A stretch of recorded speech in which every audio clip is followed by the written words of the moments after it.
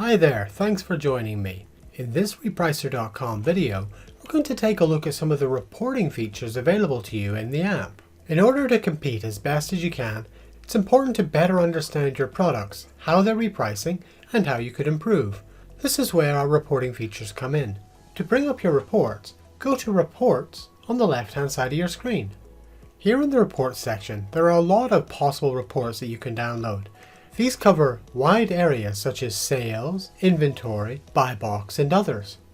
There are some really powerful features here, including looking at common sellers, recent decreases in velocity, products that haven't recently sold, products that have recently sold, products that are at risk of going out of stock, buy box ownership, and many others. You can generate any of these reports on any plan.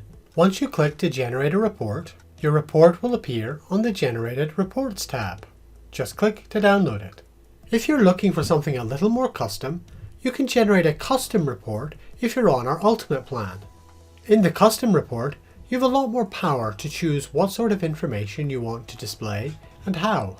You can set up a custom report to automatically generate for you on a schedule, or do it just the once.